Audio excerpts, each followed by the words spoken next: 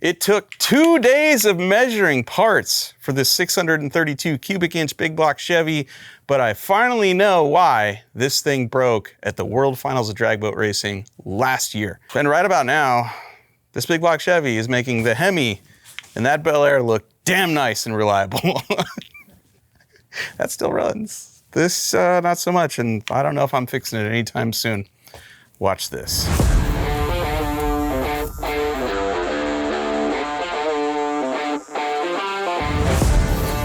I don't know why I'm so excited to see a motor that I know is broken. I know why. It's because I was at Ace Racing Engines 2 days ago measuring bearing clearances on an LS motor, and I forgot how much fun it was to build motors. We're going to work on this one ourselves.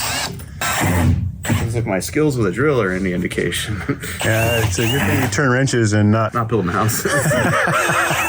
Shout out to Andy Rawls at Rawls Precision Machine for trading up the 632 big block Chevy we broke in the World Finals after, I believe I said it was 5 passes it broke. I think it was 6. Well, this will be interesting because I bought the boat complete and the motor was fresh when I bought it, but I didn't know exactly what parts were in it. I had the motor rebuilt. These are the parts that came out of it. So now we get to find out, what was in it to begin with. These parts were all set up for this motor to be naturally aspirated, so they're lighter stuff. Yeah, look how corroded everything is from being in Firebird, which is the equivalent of salt water. Wild Horse Pass, that track used to be called Firebird, so we all still call it Firebird. And it just corrodes everything. Anything that gets wet. Firebird again, though. Oh yeah, they changed the name again, didn't they? Yeah, back to Firebird. Back to Firebird. And this is the original tunnel ram off that motor. That engine loved this tunnel ram with these long runners, and it did not like this tunnel ram with these shorter runners. And I'm sure there was a way to tune around that, but this thing was down like 500 RPM at wide open throttle. All that changed were piston rods and crank. Same displacement, little less compression. It was down over 100 horsepower, so something was unhappy about it. Yeah. Like brand new. Not even scuffed. Let's see if we can figure out what kind of crank came out of this thing. 4750 racing crank. The rest of it's gone. That's the stroke. You can see where it had a lot of Mallory shoved in it to balance it. So whoever's it was, gone. I wonder if it's a Bryant. It's had a ton of work to it. Look how thin the counterweights are. And look how long they are because of how big the stroke is. The 632 combo is an interesting combo. It's 4 3/4 stroke, and I believe it's 4/600 bore. And I don't know, I'm not a huge fan of that particular combo. However, when this was naturally aspirated, that boat ran really well. All right, we don't know what it is, but it's a damn nice looking crank. That's a beautiful crank. And I believe this stuff should be CP pistons and Carrillo connecting rods. I'm almost positive Brian Moreland designed these way back in the day for Joe LeCamp. And this is what was put in this motor.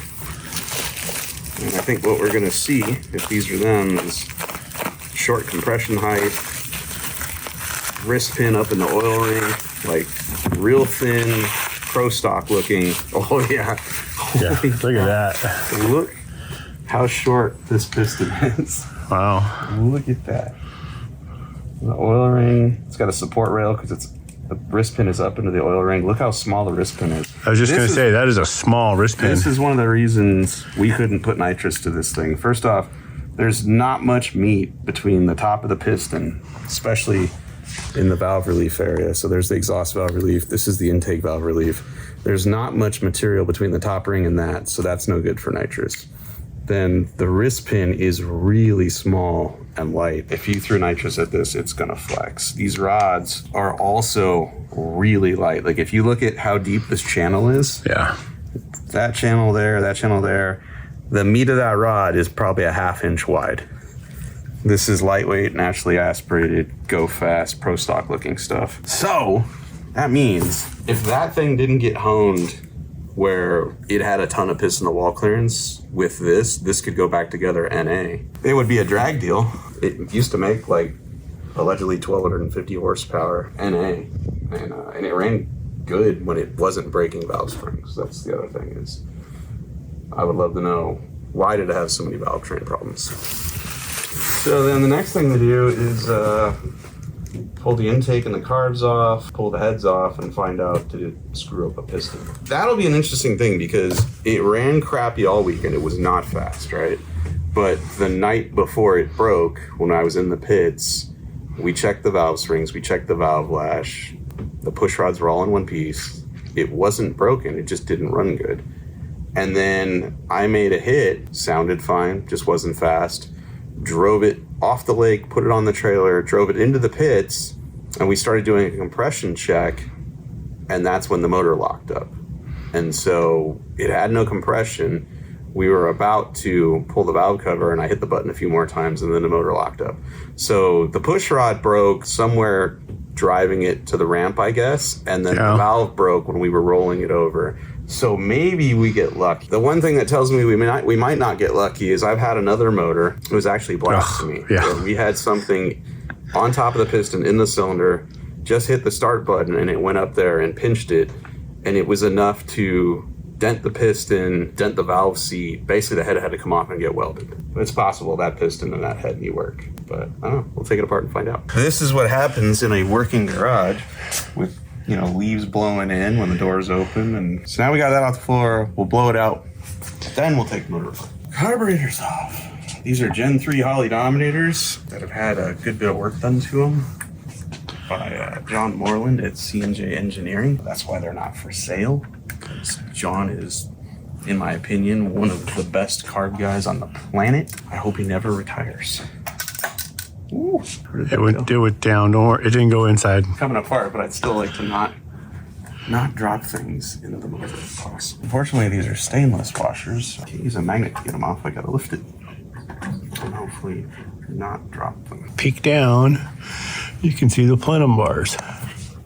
Yeah, that's the second stage of nitrous that we never hit, never used it. Thank God. I think we would have been in a lot more trouble. Yeah. The first stage didn't work great. The second stage would have just probably not made it better. No. We can disconnect nitrous system and fuel regulators and then unbolt the tunnel ram and get the tunnel ram off. We're taking off the manifold bolts, which are a really nice ARP stainless 12-point. And we're taking note of how tight the bolts are. Now this bolt, really tight. This one that had the ground wires going to the nitrous solenoids, snug, but not tight. And one of the things I don't like, I was talking about, I don't like it when people ground nitrous solenoids or ignition coils to bolts in the intake manifold or the valve cover, because that bolt goes into the valley, right? That bolt has thread sealant on it because it's going into the valley. It's not a blind bolt. So now you're just relying on the ring terminal up against the washer and the flange of the intake for a ground source. Well, that flange of that intake is on a gasket. So how good is your ground path really? I say it sucks. And so when the boat goes back together, I don't know if it'll have nitrous on it or not, but it damn sure won't be grounded to the intake manifold like that. Not into it. Yeah, see, there's the bolt that just came out of there with stuff all over the threads. The other thing I want you guys to pay attention to is you can see how oblong the ring terminal is. It's going to fail at some point because what happens is the washer or the bolt head, or maybe prior to this install it didn't have a washer on it, but the bolt head grabs it, tries to spin the ring terminal, and then oblongs it. And you do that enough times and eventually the ring terminal fails. This is sketchy because it's such a thin plate. I don't want to bend it,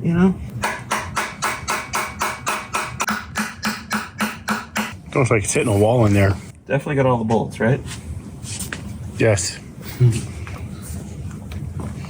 Okay. There we go. Just shifted. Beauty. Yay. Intake is off. Let's give the complete history of this motor as I understand it. A guy named Jim Guthrie built this motor. It was raced by Joe LeCamp successfully, as far as I understand. He won a championship with it. I'm not exactly sure what happened, but it broke at some point. Dropped a valve, I think. When I bought it, it was fresh. That's what it was advertised as. And I didn't know it had been wounded. I just heard it was fresh. So after the fact, I found out it had broke, and one of the heads had to get fixed, I think by Joey Gross of Gross Racing Engines, who's a fantastic engine builder. So we get it, it's fresh, go to the first race, it's just got problems from sitting around, The wiring is not happy, the data system's not happy, there's a bunch of corroded stuff, hoses were junk. and it broke some valve springs, and it milkshaked the oil, the very first race I ever went to. And so after that, it went back to the engine builder, Mike Miller. He was not the original engine builder, but he had refreshened this thing. And it was at that point he was like, when I refreshened it, I never changed the valve springs because they were new. So when I took it back to him, it got new valve springs. So seemingly our valve train issues should have been solved, except they weren't. After that, we had problems with it still milkshaking itself, which ultimately we figured out at one of the races it was a porosity problem in the cylinder head over there. We had a rocker arm just break. Had an adjuster just shove right through the back of the rocker arm. And when we started diagnosing why that happened, it was because the rocker stand was loose. We're like, all right, well, that's weird. So we check them all, tighten them all up, figure that problem's gone. And then after that, it was just stupid stuff. You know, we decided to go to World Finals, and we decided we didn't have enough in the bag to be competitive in any of the classes at World Finals. Not the 6-second bracket class, not the heads-up 8-mile class, none of them. So, you know, we said to Mike, we go through this thing and put pistons in it and rings because we know we're not going to be able to spray any nitrous into this motor. It's got lightweight parts in it. And he says, yeah, and this was like in August. World Finals were in November. And right before World Finals, when he goes to put it together, he realizes that the new pistons, the skirts, hit the counterweights of the crank. And it was like, oh crap. At that point, it became a mad thrash to hurry up and find a crank for this because you can't get pistons quickly. So he finds a crank, gets it balanced. A lot of people helped with transporting it and machining it and all this stuff. It goes together, and then it goes on the dyno at West Tech Performance, and I get a phone call from Steve Brule, who's running the dyno, and he's frantic. He's like, the motor's running hot, and the rocker stands keep coming loose. Like, one by one, they're coming loose. The end result of the dyno test was the motor was down on power, but everybody agreed it was probably fine. Let's go race it, and we went and raced it, and it lasted like 6 passes, I think. I think at the time I thought 5, but it was 6. Basically, it didn't make any power, it didn't go fast, and it dropped a valve. Now today we're ripping it apart to figure out why. The motor, the entire time I've owned it, has always had something wrong with it. And so I would love to either just fix it and sell it, or fix it and be sure nothing's wrong with it and we'll put it in something. I just don't know what. I don't know if it's going to go back into the boat. I'll be honest with you. This motor took the fun out of drag boat racing real fast for me. In the beginning, it was very fun. I let the problems go. I was like, whatever it is, the boat sat around, fine, whatever. I'm here with my friends. We're having fun. The first few races were really fun, and we won a couple of races in this boat. We kicked butt. Which was fun. While having problems with this motor, we were winning. And in the end, Joe and I were really looking forward to going to World Finals. We hadn't been in like 15 or 20 years. We were fired up about it.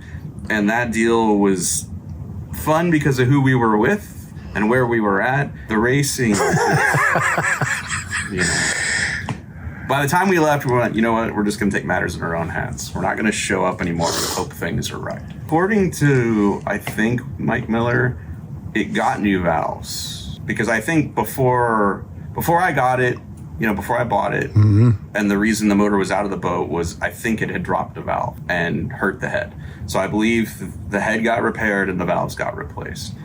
But the old springs got put back on because they only had a couple laps on them. And those were the springs that we were breaking when I bought the boat. Right. So these valves were new, but now that I've found out that on the dyno all the rockers came loose and the rocker stands came loose, dude, there's no way I'm going to run these valves again because look what just happened. We broke one. Now, is the lifter stuck? No, that's good news. So this is the side that we had a problem with. And this is the side that basically pushrod tip broke off. It happened somewhere between pretty much the launch ramp and the pit because I drove the boat in and it sounded just fine. I made my pass. It wasn't fast. I drove the boat, put it on the trailer. Everything was fine. Went to the pits, started looking at the data, and we're like, it's just slow. It's unbelievably slow. And I started questioning the motor. And so we go to do a compression check and we get to number 3 and it has 0 compression. Pull the valve cover off, that's when we see the push rod's broken in half. Go to roll the motor over and it locks up, and because the head of the valve broke off. So if you look through the number 3 exhaust port, and I'll give you some light here, Joe, so you can show them that. If you look in here, the head of the valve is sideways. It should not be there. You should see the back side of the valve. You shouldn't be seeing the face of the valve. And maximum airflow right there. Yes. And if you look at the guide, there's a chunk of the guide missing, right? Yeah. Well, if you come over here, this one's doing the same there's a chunk thing. of that guide missing. Let's go look at the other ones. That one seems okay. How about that one? That one looks all right. Let's go to the other side, because I'm starting to wonder, did it bend valves when it was on the dyno? That one looks all right. That one looks all right. All right, so at a minimum, we've got one over there where the guide is broke. So look at this right here, right? See the chunk out of the side of this? Yeah. This is probably one of the ones that came loose on the dyno. It beat the snot out of the rocker arm. It broke the guide. The valve's probably bent. And that's why this thing wasn't making the power it should have made on the dyno. I think the motor was wounded before we ever ran it at World Finals, which sucks, but what are you gonna do? Well, let's take it all apart. That's racing. Is it really? Is it? I don't know. But we're gonna make the best of it. We're gonna fix this. We're gonna make it right. I don't know. I feel like we should fix it and make it better than it was and put it back in the boat and run it. If that becomes not fun. This is a great motor if we can get rid of the valve train issues. Yeah, it really is. Maybe Pete can get rid of the valve train issues. The big thing for me is, do these heads even go back on? Because they need rockers, they need valves. I don't know. We've had nothing but problems with this valve train. Do we even put these back on? Good news is it didn't stick the lifter in the bushing, so that's great news. The thing I wonder about is, this is the one that failed. How many other bent valves do we have from when those rocker stands came loose on the dyno? Yeah. That's kind of what I want to find out today. And for those of you who are at home that know the history of this motor, there's the part where the head got welded by Andy Rawls after I bought it. It was leaking. We tried to fix it with, what do we use, JB Weld? In fact, the JB Weld Top secret JB Weld. Top secret JB Weld got us through 2 races that we won.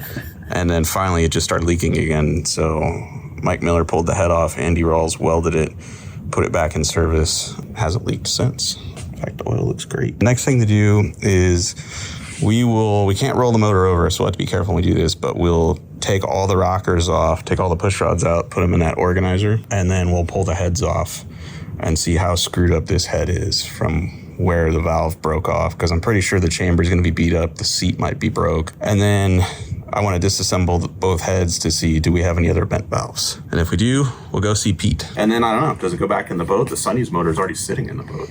You know? It just needs headers. It just needs headers and a new computer system. Or just a carburetor. True. Like if you put EFI on it, yeah, that's a big process. But if you just throw a Dominator on it, it has a front drive distributor like this motor. It's sitting in a box. We could run it NA. That might be the quickest way back on the water, because who knows how long it'll take to fix this thing. If you're ever wondering whether your lifters are on the base circle of the cam, which is when you want to check for valve lash, when you want to test your springs, if you have the intake off, it's super easy. You can see it. So like this one is open because it's up. This one is closed because it's down. These ones obviously aren't on anything right now, but you can see that's the base circle of the cam. If you look over here we'll come to this one. This one is on the base circle of the cam because it's down. This one is on the lobe because it's up. And if you come up to the cylinder head side, so that's open the valve. You look here, the rocker's down, the valve is open. You look at this one, it has lash. You can lift it up and down. And if you come down and follow it, that's down. It's on the base circle of the cam. And if you look, that's the base circle of the cam there. The one next to it that I said was open, you can see it's on a lobe. The lobe is up. And if the intake's on, the easiest way to do this is you just look at the rocker arms and you can tell whether it's open or closed. I like to use the EOIC method, which is if the exhaust is opening, like as soon as it starts to open, then you know the intake is on the base circle, like a big block Chevy, and you can check that one. And then IC, intake closing, intake opens all the way up, it's closing. Once you get about halfway, if the intake's closing, the exhaust will be on the base circle. You'll feel lash in it. You can check that one. Time to pull the head bolts and then the heads on aftermarket big block Chevys. A lot of them will have bosses in the valley that you can put another set of head bolts in. These Dart Big Chiefs have the provisions for these. So instead of the bolt going into the block, this comes up from the block into the head. This side's threaded. And I don't remember off the top of my head what the torque spec is for these, but these were not amazingly tight. I just grabbed it with my Allen wrench and undid it pretty easily. I don't remember if it's a 3/8 or a 7/16 bolt. We'll have to look it up when we put it back together, what it's supposed to be. But long story short, you got to get these 4 out, then pull the head bolts off, then the heads come off. That one there? Yeah. And then, and I don't know why, but we have different hardware over here. This is a socket head Allen, and then this is, what's that? I don't know what that is, a smaller socket head Allen? I don't know why we got 2 different sets of hardware in here. It's weird. Crap out of that piston. Not as bad as I thought it was going to be, though. Bad enough. What is that? What's on that one? Is that a ding too? It kind of looks like it. Looks like something went in there. It's too bad we didn't have a spare piston for this motor. So far, it looks like the cylinder's okay. But yeah, it looks like something hit that one too. It's got a couple of little dents right there. Yeah. And something right there. It's possible a piece from that one wound up over there. Went back through the intake, but unlikely, but possible. And there's this chunk. A little bit of shrapnel floating around. Sitting in the lifter valley there. Let's go look at the head. See if the head got trashed.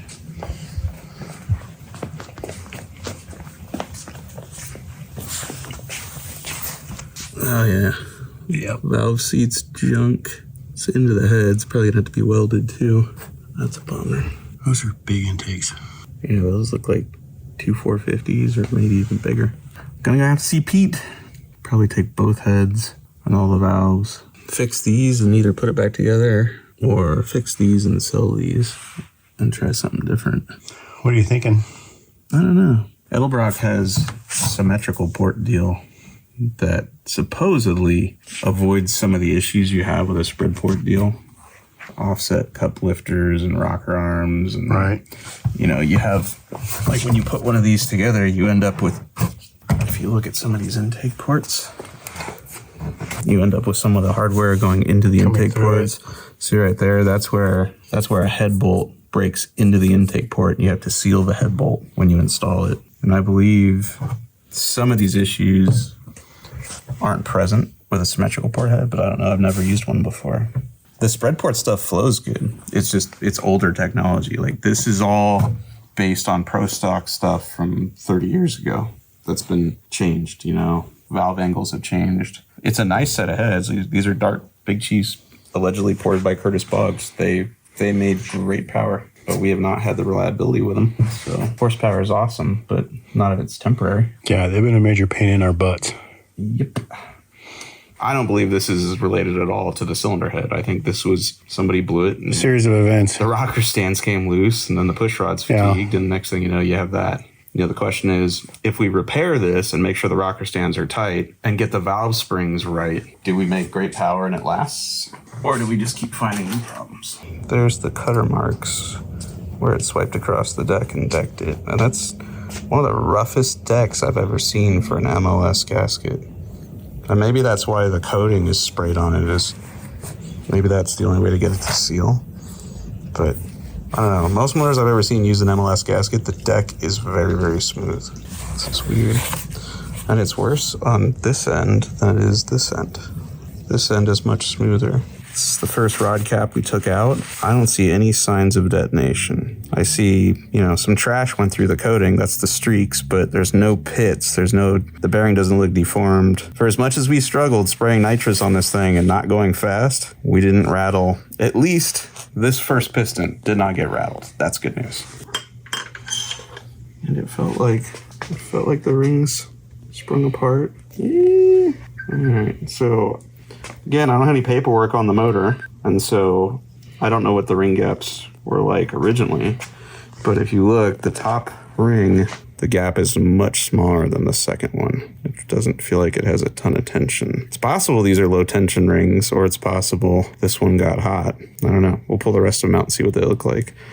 And then we can always put the ring in the bore and measure the gap of what it is when it's in the bore. This side of the bearing, well, that's interesting. I think the bearings were coated, but if you look, it looks like it's starting, something scratched it. Something went through it. Into the next layer of metal. I don't know what the second layer of metal is in there, but see how it's a kind of a gold color? Yeah. That's interesting. Okay, looks okay though. Let's look at the next one there. Yeah, same thing. This bearing, if you look at the very edge of the bearing. Yeah, you can see a little bit of the gold. Yeah. Check the clearances for sure. How's that look? Same thing. It's down into, I don't know if that's copper or what it is, but it's down into that. As far as our ring gaps, there's the top one. The second one ought to be on the opposite side, and it is. The second one's much bigger. Now there are engine builders that run the second ring bigger than the top ring, like as far as the gap. And again, I don't have any paperwork. I don't know what this was set to. We could call Mike and ask him, because I don't know.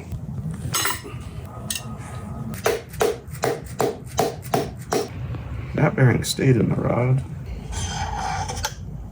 Oh, that's interesting.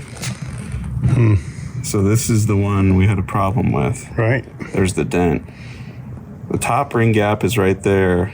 The number 2 ring end gap should be about 180 degrees away from it. Yeah. It's right there. The reason you separate them by 180 degrees is so whatever gases get through this gap don't just easily find their way through the second one.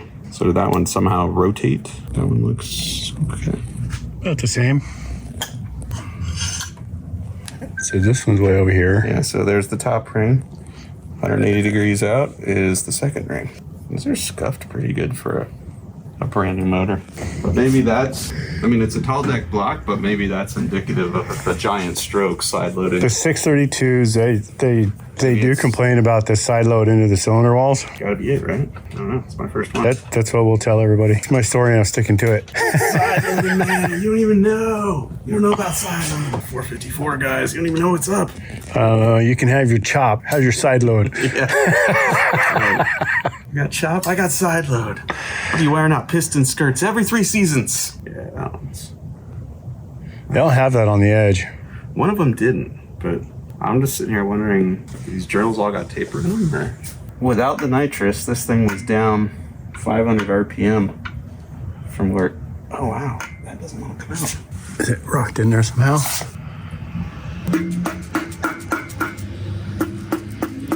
You got... I'm going to tap it. Can you tap this side over here. You got the ring out on one side, not the other. Okay. You catching it? Yep. Okay. Oh, there it's coming with it. Okay. Got it. Oh, well, this one's more unhappy than the other ones. It's really copper looking here, and then it looks kind of like heat going that direction, or it's wearing this way. Where's our ring gaps on this one? I didn't look. Did you see them? 180. Wow. So far it's this one.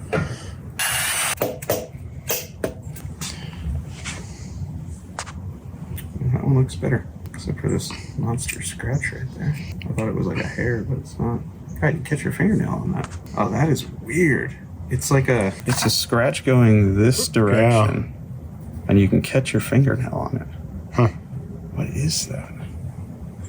These were coated bearings. You could see it at the parting line, but it took the coating off of these things. That didn't last very long. Second one is there.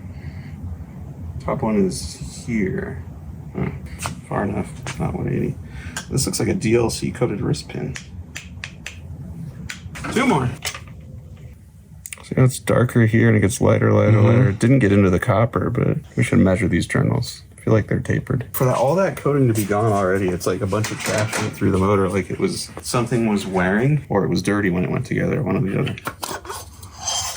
Number 7. All right. Second ring is here. Top ring is here, like 45 degrees apart. That's weird. All right. Second ring there. Top ring here. Wow. It's weird. This is like 45 degrees apart on this one. But like this. So we were like almost 180. This one's about 180, which is where I would do it. This one's 180. This one's like 45, 45, 45. This was less than 45. Now, timing cover needs to come off, main cap's off, crank out. At that point, we're done. All right, camshaft coming out. I have no idea what cam this is, but it's got to have a ton of duration and lift to support, you know, 1200-ish naturally aspirated horsepower. Hopefully there's some numbers on it that we can decipher and call someone to find out. Because I'm going to guess this has probably 295, 270 degrees of duration. But as far as how much valve lift, it's an Isky. All right. They make good cams. And we have all the numbers we need off of this. Yeah, we can call Isky, give them all these numbers. They can tell us what we have for a cam. All right, now that the cam's out, we can pull the main caps off, pull the crank out. And then we can start comparing the old parts to the new parts. Joe broke loose all the nuts for the main caps, and now we're looking at the main bearings. Definitely had trash go through it. Yeah. Nothing too severe, but it's definitely had some trash. This is all brand new. So yeah, these have, I don't know, whatever, a half hour of dyno time and 6 laps on them. You can see the scratches in it. There's a pretty good one right there, but this is from debris going through the oil system. And most new engines, after you build them, you'll have debris in the oil system from parts bedding in, or if you just didn't do a good job of cleaning the parts or having a clean environment when you build the engine. It's part of the reason we swept this place out is any dirt that ends up inside the engine goes into the oil and then gets sent through the oil system. And you got to remember the gap between that bearing and that journal. Let's just say most racing engines, like a big block Chevy that people build, it's somewhere around 0.003 of an inch. So you're talking micron-sized particles scratching the coating off the bearing. This wasn't going to fail or anything. It's just, you know, like you said, you can see that trash went through it. I didn't see any signs of detonation on that, though, so that's good news. I didn't see any. If nothing else, we didn't go fast, but we didn't detonate the motor either. Right. So that's good news. It's wild. This engine turned the exact same RPM with nitrous that it turned when it was naturally aspirated before. Personally, I think, you know, we had a really fat nitrous tune-up. Could be why it was shooting ducks. Yeah. The other thing that's interesting is I was talking to Josh Patridge, who's good friends with the original engine builder of this engine and the guy that used to own the boat, Joe LeCamp. And he told me that this thing was turning 73, 7,400 RPM and the boat was running 560s, 550s. Yeah. Before I got it. Never ran that close. We've never turned more than 7,000 when it was naturally aspirated. So it was definitely down on power, like when I bought it from where it was. According to Josh, I just talked to him, that's not the cam that was in this motor originally. Yeah, and looking too, looks like 1 and 2, when I unwrap these old rods, the pistons are marked, but the rods aren't marked like all the other ones. So I'm wondering if the rods... Did rods get replaced? Yeah, maybe those two did. Did it break a rod? Or did it break, you know, a lifter or drop a valve and it ended up, I bet what happened, what I understand about this motor is it was originally built, made over 1,300 horsepower, won a championship, ran for a season or two, it dropped a valve, which is probably why a piston and rod got changed, or 2 of them, it's probably why they're not marked. And then when it got refreshed, I'm guessing the cam got changed and it's never made the power it made before or since. Yeah. So it might be worth looking into, if we can find it out, what were the old cam specs. LeCamp ran this thing and won, and I've never heard of him having the problems we've been having with this thing, you know. Maybe we go back to some of the old combination and it makes more power and lives longer. If we even use it, that Sonny's motor is already in the boat. I say we run it.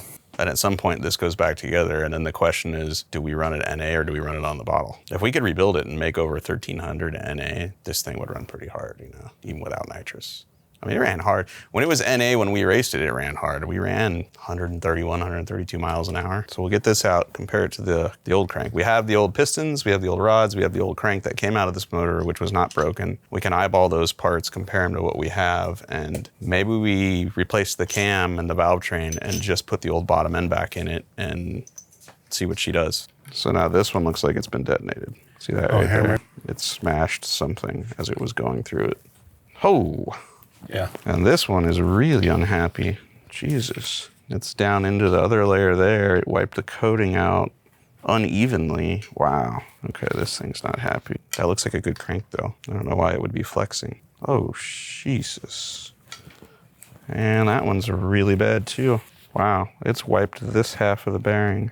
It's got deep scratches in it. Wow. Either the crank's flexing, or there's taper in the journal, or taper in the line hone, or the clearances weren't happy. Now I'm really glad we're taking this apart. If we were at the track and we found a valve and replaced it and just kept going and spraying it, that would have been bad. And the reason I say it would be bad is because unlike a car, in a jet boat, if something goes wrong and the motor locks up, you can't just push the clutch in and pull to the side. You can't just step on the brakes. You don't have any of that in the boat. If the motor locks up, the jet drive stops spinning. All the water that's coming into the jet drive from under the boat has nowhere to go. And basically, the front of the boat comes smashing down into the water and you get thrown out of the boat. It's not good. What I would like to do is, if you go back to, this is the number 4 main bearing, I would like to measure the journal on that left to right and see if there's taper in it. Because if you look at this, it looks brand new right there, and it's all scratched over here. That's brand new, it's all worn here. And this is worn, then this is the same on this side. This one's worn here, yeah. Here. So either the line hone is messed up, or the journal has taper in it, or the crank is really flexing, which we're not making tons of power. I'd be surprised if this crank was flexing like that. We weren't even spraying it hard. All the journals are scratched up in this thing. Wow, yeah, look at the difference between these two cranks. On your right, this is the crank that just came out of our 632. On your left is the crank that came out of this motor last fall when it was rebuilt for Nitrous. And what I was told by the engine builder was that the counterweights on this crank were so large that the pistons and rods he ordered from CP-Carrillo wouldn't fit because the skirt of the piston was actually contacting the counterweight of the crank. So here's a quick comparison of our old piston, old crank, new piston, new crank. Now, if you look, they are wildly different parts. This has, the new piston has a longer skirt, so you can see why that was gonna be an issue. It has a thicker area up here. The compression height is taller. The rod is beefier. You can look at this rod, it is very light compared to this one. Thicker wall wrist pin, larger wrist pin. Everything about this says nitrous. You know, beat the snot out of this. This is lightweight NA horsepower type parts. Really lightweight stuff. And then when you come over to our cranks, I'm not sure, but I think this is a Sonny Bryant crankshaft. You can't really tell because it got balanced where the name was.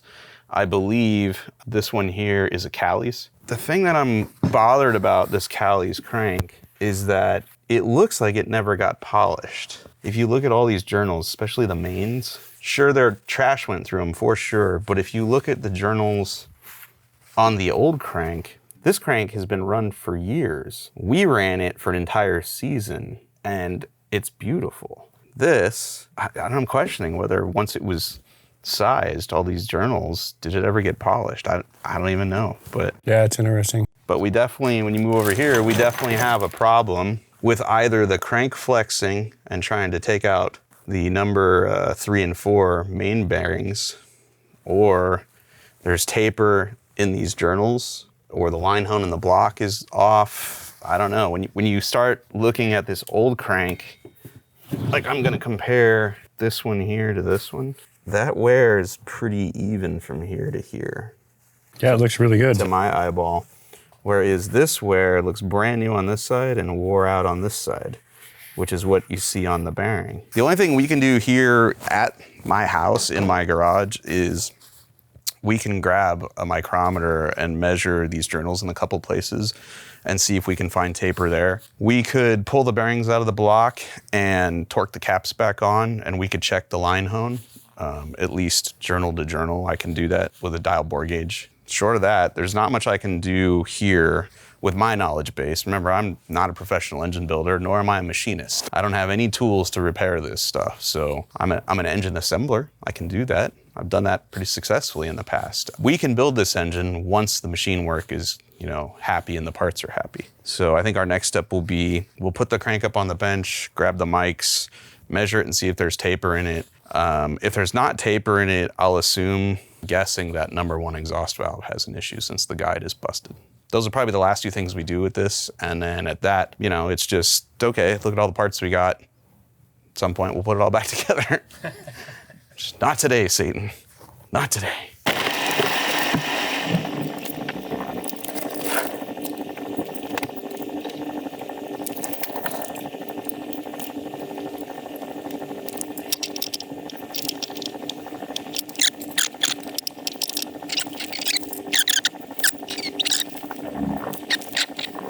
All right, everybody at home, this is an outside micrometer. This is what I use to measure the crankshaft. I've got it set up in a pair of soft jaws, lightly clamped in my vise so as not to twist this thing as best I can. Keep in mind, I am not a machinist, but I learned a few things, like how to read this thing. This is the thimble, this is the sleeve. This line right here is the line that we use to read the numbers. And we start down here with 0. So if we thread this all the way in to 0, we are lined up right there. Now, as I open the jaw and we move this, 1, 2, 3, 4, 5, 6, 7, 8, 9, 10, 15, 20. When I get back to 0, I've exposed the first line. That's 25 thousandths of an inch. If I keep going, we're at 45 thousandths. 0 again, there's 2 lines showing. 50 thousandths. 75 thousandths, 100 thousandths, and then you're going to see the number 1 appear right there. So essentially what's in the jaws right now is 100 thousandths of an inch thick.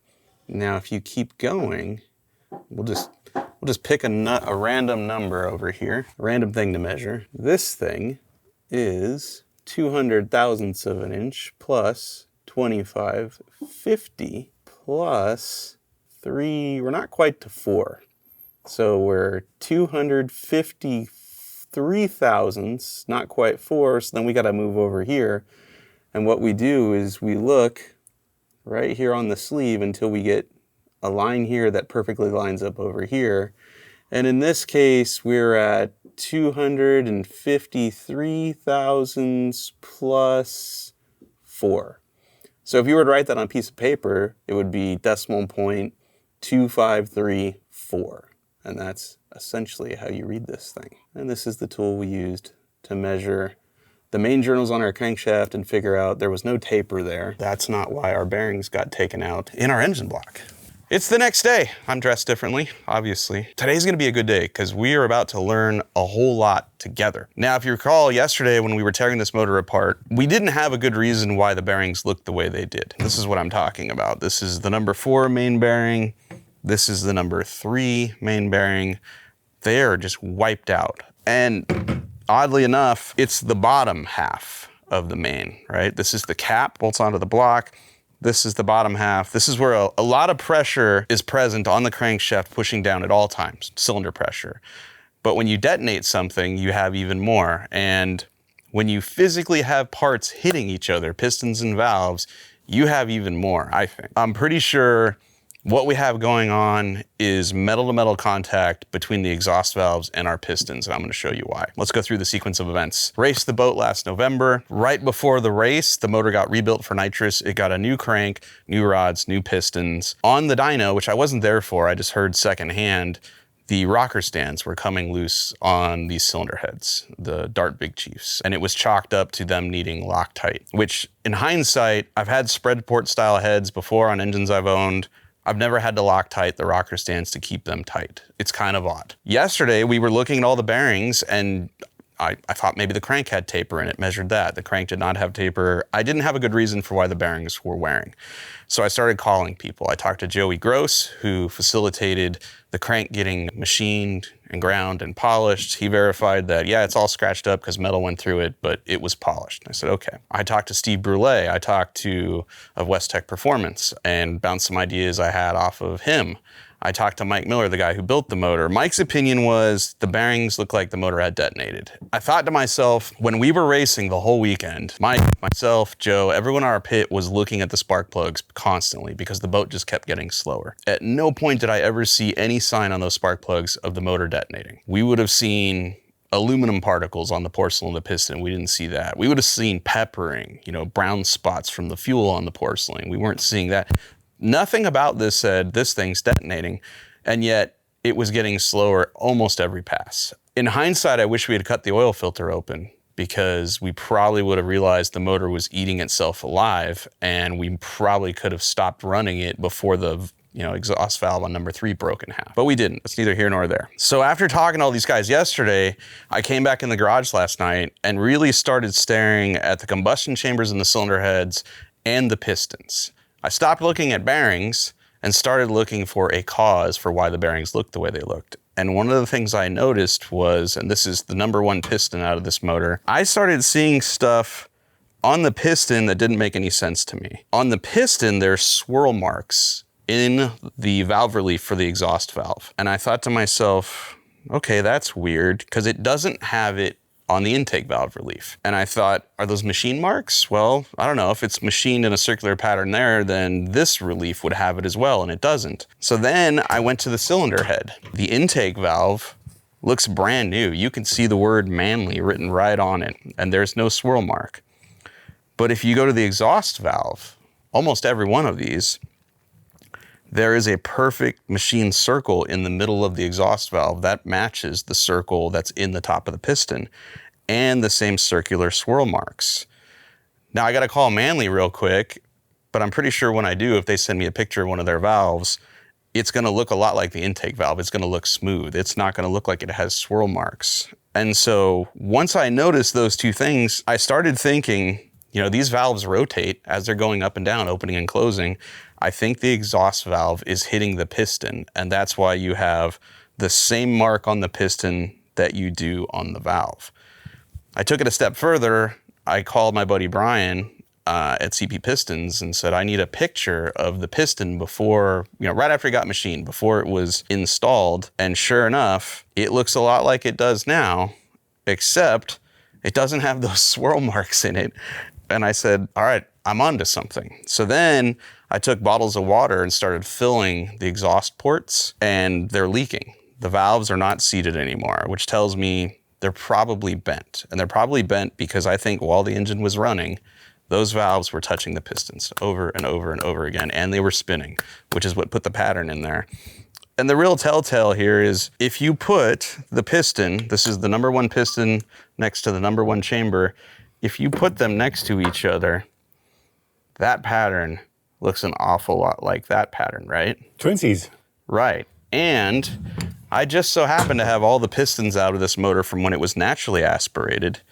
If you put it in there, this is the number 1 piston, you don't have that. There's no swirl pattern, there's no circular mark. This does not match, which tells me that when the crank rods and pistons got changed in this motor, it didn't have enough piston to valve clearance. Now, there's something else going on here. Every one of these intake valve pockets has witness marks on them. And the odds of debris going through the motor and landing in the intake valve pocket on every piston in the exact same spot is pretty slim. So I'm thinking we might also not have enough piston to valve clearance on the intake valve. I don't think it's as bad as it was the exhaust. I mean, clearly we broke an exhaust valve in half. The intake might be an issue as well. My synopsis here, my reason for why this motor ate itself alive is that it was never happy after it got rebuilt. We had pistons kissing valves at 7,000 RPM, but I am gonna learn something here. What we're about to do now is put the crank back in the motor, put the number 1 piston back in,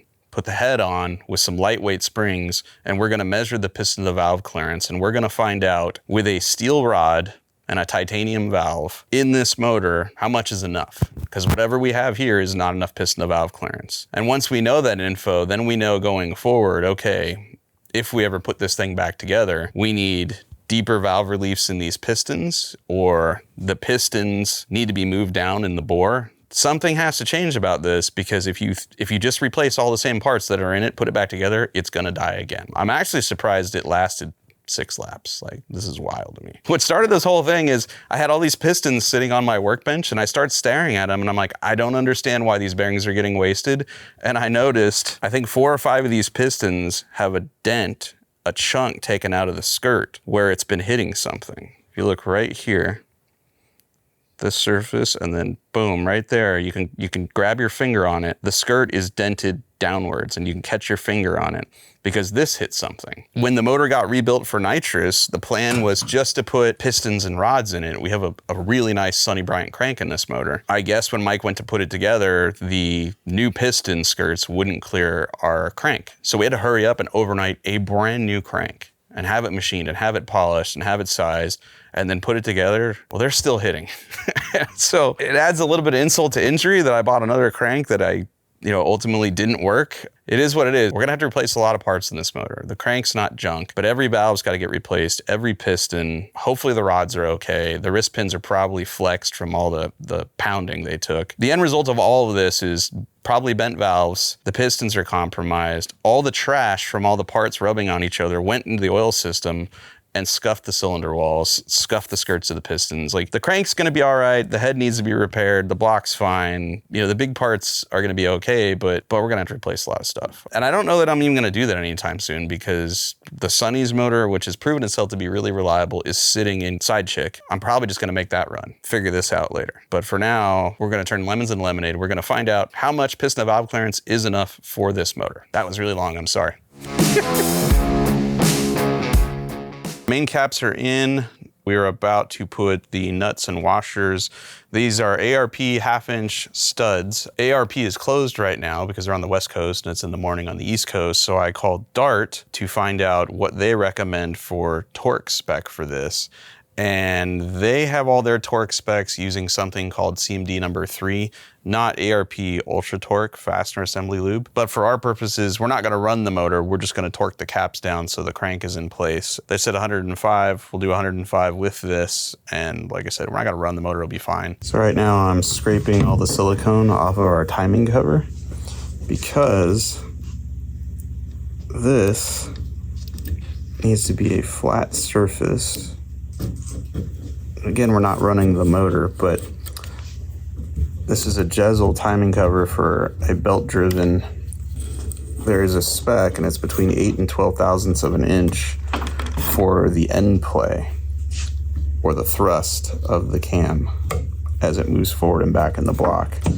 And so there are shims in here that set that. Ultimately, when the motor goes back together, I don't want a bunch of silicone stacked up when we install this. And since Joe's doing one thing and I'm doing another, I might as well just clean it while I'm here and it'll be ready for when we actually put this motor together and run it at a later date. For what we're doing today, just checking piston to valve clearance.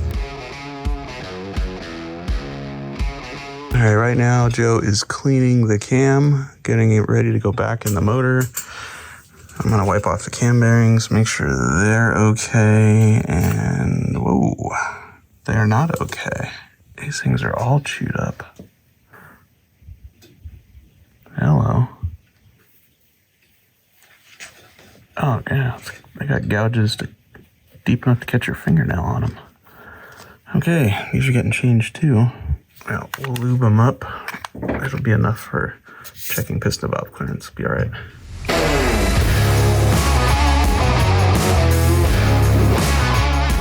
Oh, that's close. Woo. It's close and it's not. So I'd say the wrist pin support, the bottom of the piston where the wrist pin slides through, has got a solid 1/8 of an inch between the counterweight and that. And when you rotate the piston right at bottom dead center, you can see where the skirt nicked the counterweight. Would have been that one because that was the first crank that was in this motor. Because it never makes, you slide this in, you start rotating it, it doesn't get around one full revolution. Right. So how did the other 4 get dented? Unless there's something about this crank that's denting the other ones. Like maybe number 1 got dented with that crank during, the assembly process, and then whoa, okay.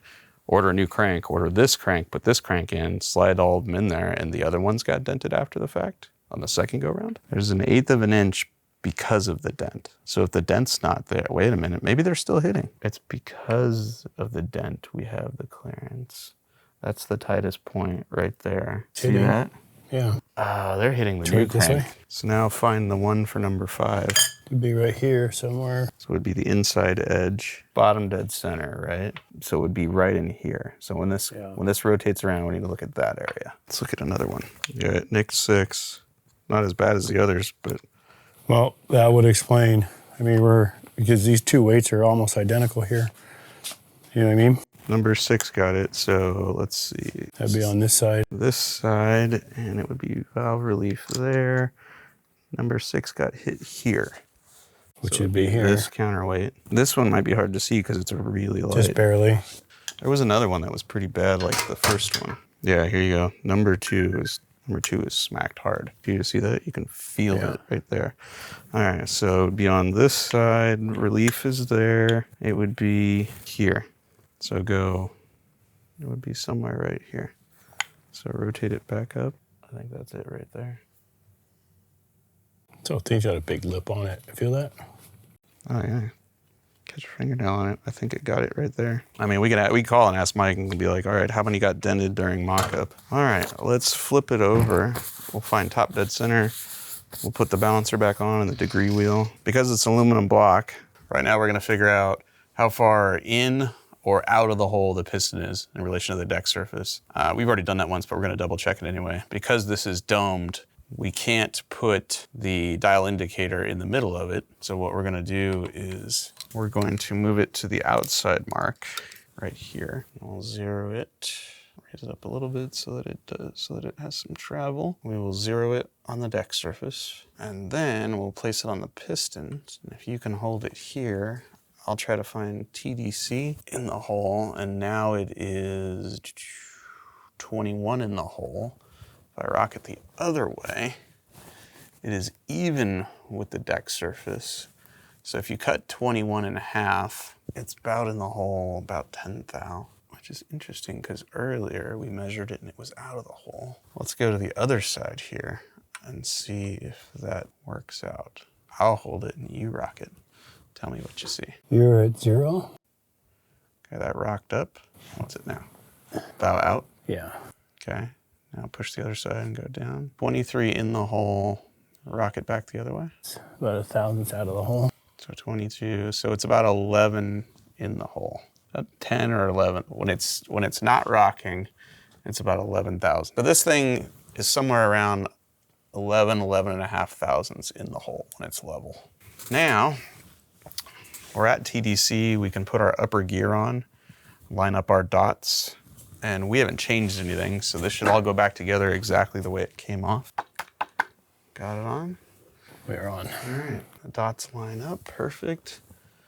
And we are at TDC, and we never broke these loose, so the cam timing is exactly the way it was when we took the motor apart, which according to this, was 2 degrees advanced. All right, and that is your TDC mark. All right, now it's time for head gasket and cylinder head.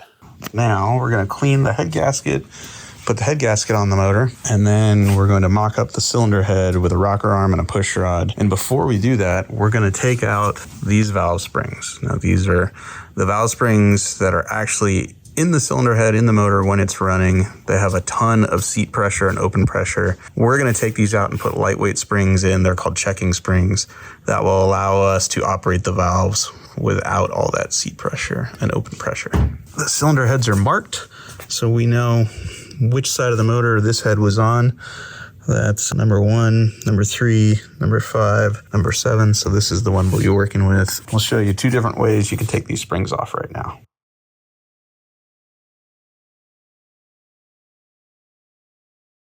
We are now going to put the cylinder heads on and measure our piston to valve clearance, which essentially is the gap between the face of the intake into the exhaust valve and the piston, where the relief area is for each one of those at various points. Essentially, when the engine's running and the piston's coming up and it starts to come back down, the intake valve is chasing it. The closest point between those two things are about 10 degrees after top dead center. The exhaust valve, the piston is chasing it out. Basically, the valve opens, and as the piston comes up, the valve has to close quick enough so the piston doesn't run into it. And so the closest point between those two things is about 10 degrees before top dead center.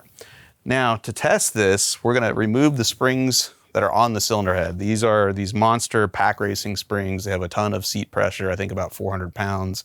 They have a lot of open pressure, probably about 1,000. I don't have the specs on them. To make this easier to measure, we're gonna remove these real quick, and then we're gonna replace them with these soft checker springs. And there's a couple ways to do this. I have two different tools. Both of them are from LSM. This tool is an on-head spring compressor. So essentially you can bolt this to where the rocker stand used to go, put a wrench on it and compress the spring. I also have this one, which is a little easier to work with when the cylinder heads are just lying about.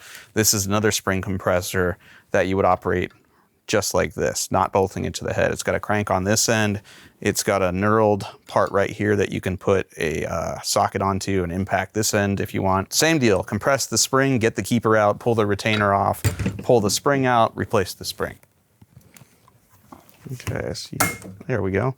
All right, where's the magnet?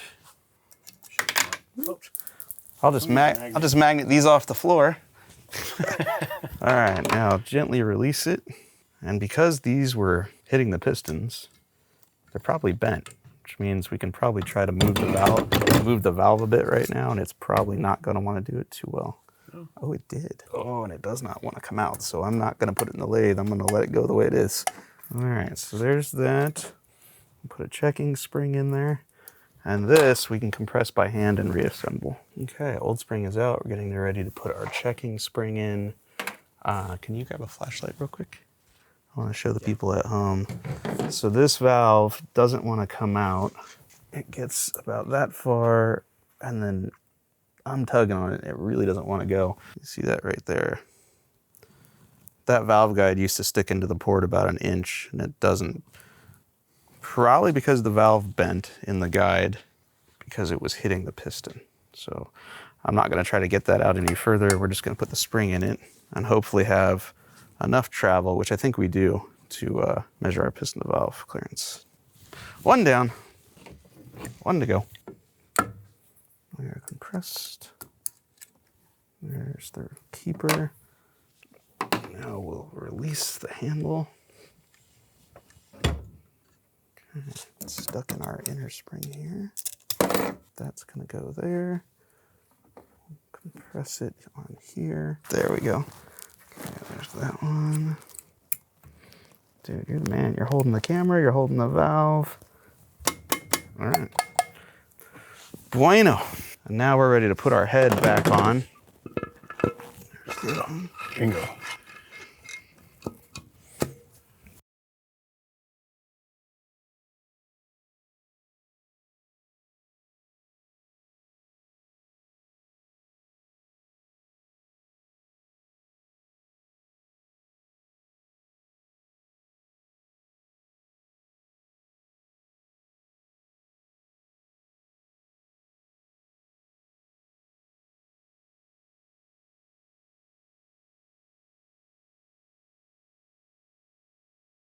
This is the exhaust, which should come closest to the piston at about 10 degrees before top dead center.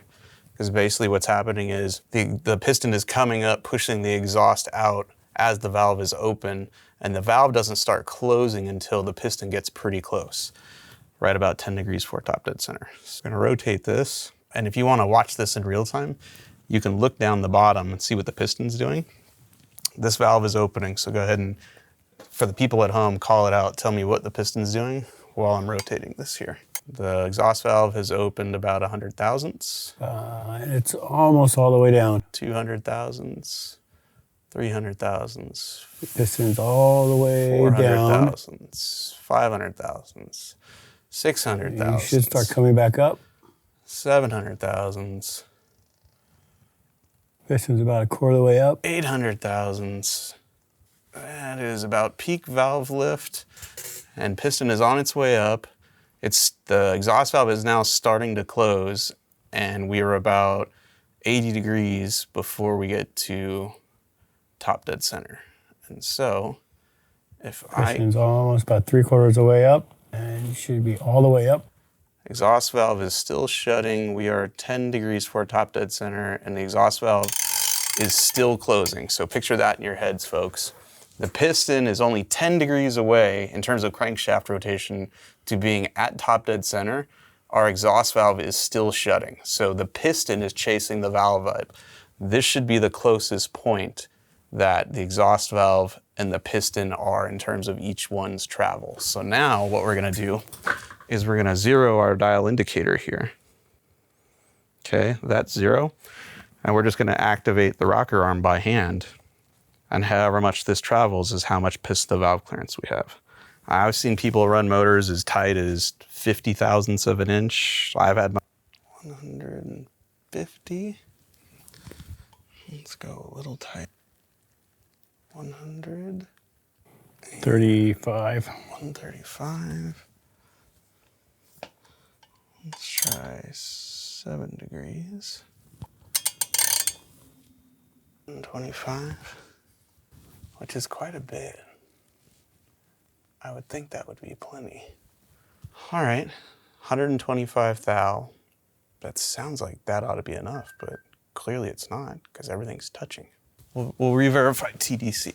We'll put a piston stop in the spark plug hole. Piston to valve clearance on paper seems okay. We have 125 thousandths P to V for the exhaust.